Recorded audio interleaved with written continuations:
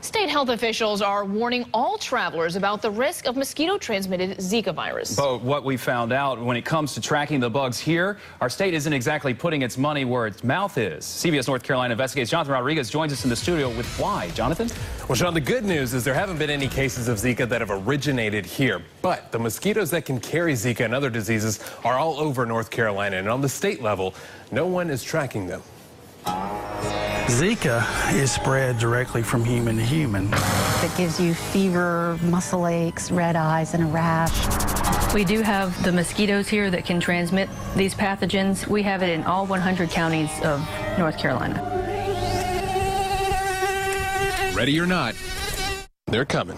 It lays its eggs in artificial containers in people's backyards, buckets, tarps, plant pots, etc. Anywhere where a teaspoon of water will be. If you want to learn about mosquito-borne diseases, you want to talk to ECU Assistant Professor Dr. Stephanie Richards. It is a little scary to be bitten by mosquitoes these days because you never know what kinds of pathogens you're going to encounter. A peek inside the fridge in her lab will already make you itch.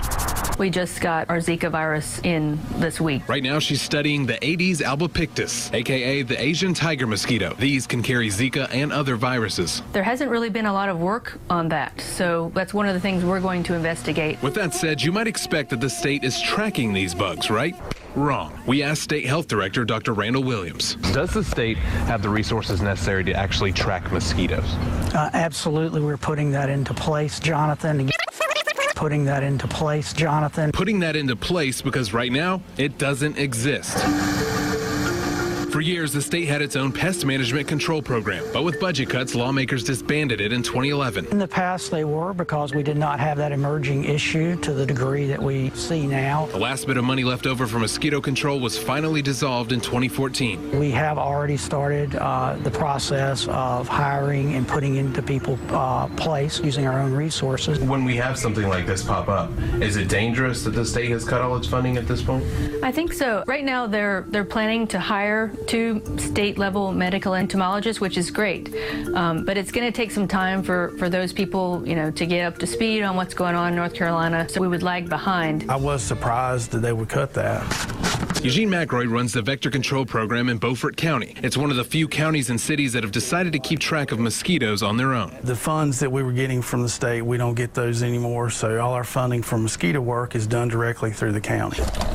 During the summer, they trap mosquitoes here on a weekly basis. And then we put them under the microscope and identify each one of those down to the species level. This way, they know what and where potential problem mosquitoes are. We have diseases out there, and by having those funds available, it certainly helps to be able to do what you can to help prevent spreading it. Now, the state is keeping a close eye on confirmed Zika cases. We're one of 12 labs in the country that are considered an advanced lab, so we are gearing up to do the test in North Carolina. Especially when images like these have captured the world's attention. It's more our concern that it may be associated with birth defects that has us cautioning people. But aside from a vaccine, tracking, spraying, and surveillance could be the best defense we have. I've already had conversations with people in the legislature and within state government, so those conversations have already started. It's a step in the right direction, but we need to make sure we sustain those positions, even in low budget years. I asked Dr. Williams if this meant that local mosquito control programs will start seeing some of that funding again. He said yes. This is the posting for those 2 state entomologist positions. They'll pay about $40,000 to $70,000 salary. Sean? All right, Jonathan, thank you. Something to consider as the weather gets warmer. And if you have an issue you want the North Carolina News Investigates team to check out, email us at investigates@wncn.com. I'm not accusing them of anything. I'm not saying they've done anything wrong. All I'm doing as an independent journalist and investigator is connecting dots and asking questions. So I just want to go on record that I'm not accusing any of these people of wrongdoing. I'm simply making connections here and asking questions. Now, that swarm of mosquitoes is descending on the Carolinas in the aftermath of Hurricane Florence. NBC Charlotte's Kendall Morris shares what you need to know as the mosquitoes stick around heading into the heart of fall.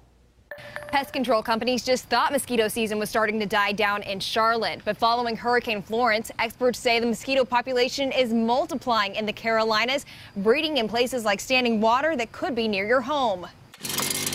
Armed with spray and ready to attack. It's like an army of mosquitoes pledging Charlotte. Pest control companies are waging war, fighting the massive influx of mosquitoes this October in the Queen City. Boots on ground. It's like fighting war in Afghanistan.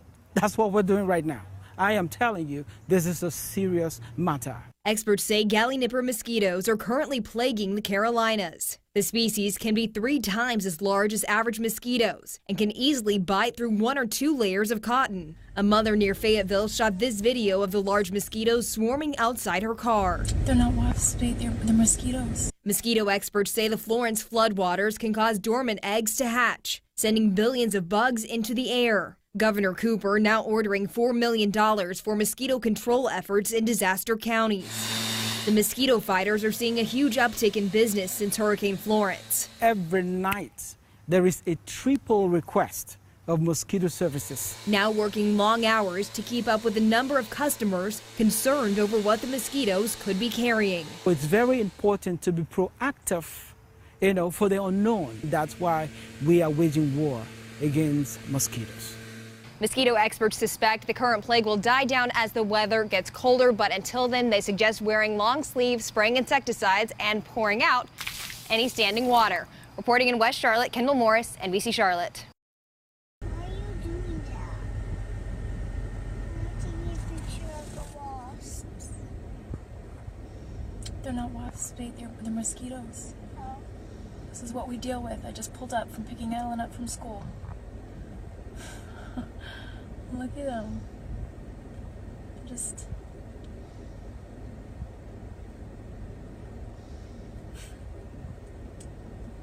I hope not everybody is having to deal with this. It's so bad. I never going to want to do this again. Why are you on my plate now? And they're all over the window, just waiting. Ellen, don't open the door yet, okay? Because I gotta be prepared to get us out of the car very, very fast. Okay, somebody please tell me, what kind of mosquito is that? Look at that thing sticking up its back legs. That is really weird.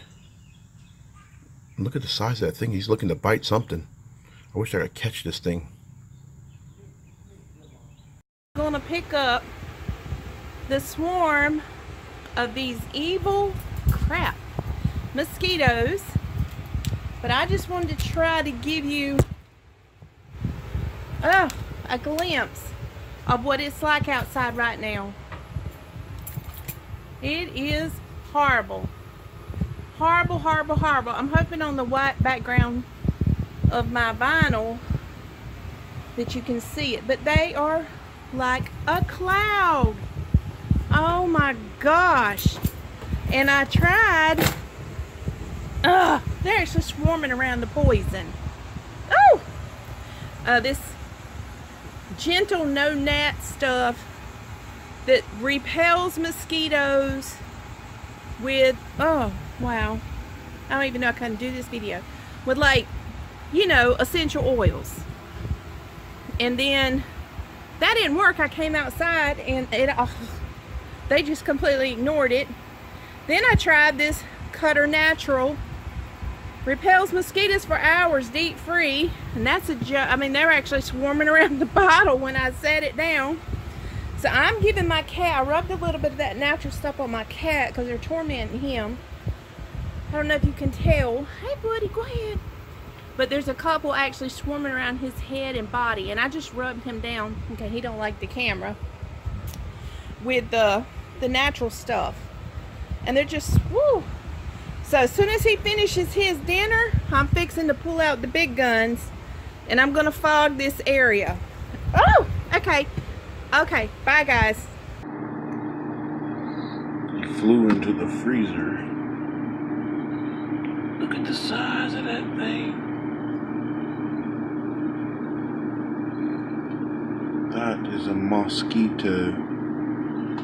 And a really, really big one. The camera's doing this justice.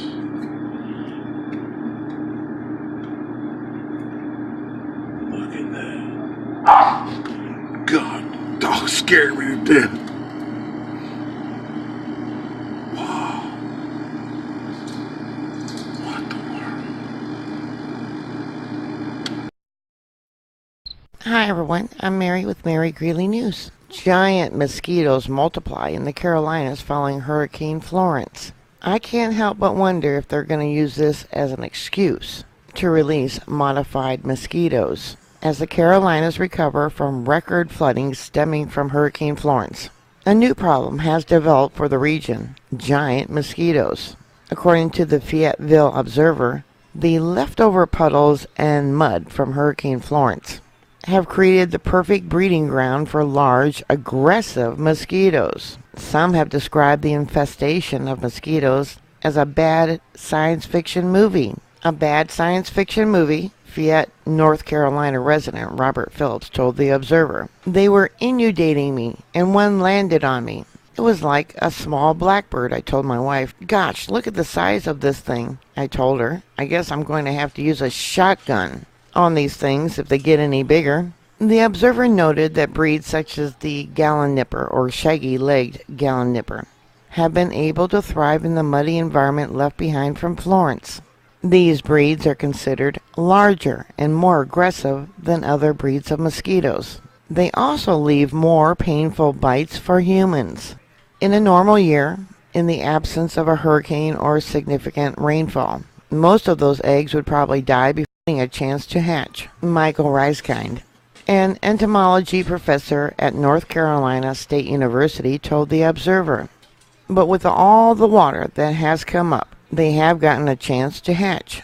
In some cases, the eggs may live 1 year. North Carolina Roy Cooper has set aside $4 million in mosquito control following the hurricane. As conditions begin to dry out, the conditions should make it more challenging for large mosquitoes to breed. Mosquito experts say floodwaters has caused eggs for species such as the large Phorociliata mosquito to hatch. The mosquito, which is 2 to 3 times larger than a regular mosquito by weight, has been referred to as the gallon nipper or shaggy-legged gallon nipper because of its tendency for aggressive behavior. Phorociliata is associated with other floodwater mosquitoes. The mosquitoes often lay their eggs in low-lying areas with damp soil and grassy overgrowth.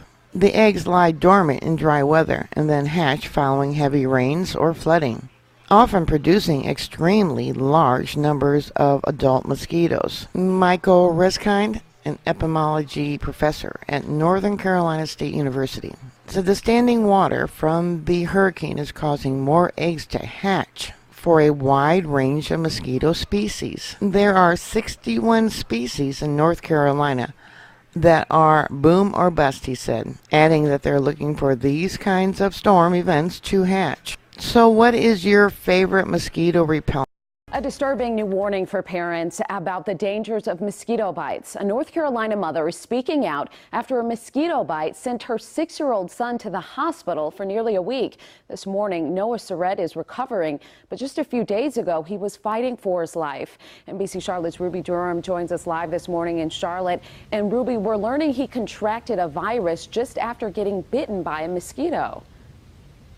Rachel, that's right. Noah's mom says she does everything she can to keep her kids safe while outdoors, but Noah was bitten despite wearing bug spray, something doctors say you should still do to protect yourself against mosquito bites. It's been very hard, especially at nighttime. He wakes up and he cries, having nightmares. Noah's mom, Lorianne Surratt, says initially the mosquito bite caused Noah to have headaches, which quickly turned into seizures and 6 days in the hospital. Doctors diagnosed Noah with Lacrosse encephalitis, a virus transmitted through mosquito bites, which can cause brain swelling. The day after he got admitted into the hospital, he was just lifeless. According to the Centers for Disease Control and Prevention, each year an average of 70 cases of Lacrosse encephalitis are reported in the U.S. Most severe cases occur in children 16 or younger. So many times it went through my mind, not knowing if he was going to make it. Which is why Lorianne shared Noah's story on Facebook. As of today, it's been shared almost 14,000 times. Lorianne's hoping her son's story proves a warning to parents everywhere. Take the precaution, take the extra step towards it, because I never thought that a mosquito bite would have ever done this to my kid. Never.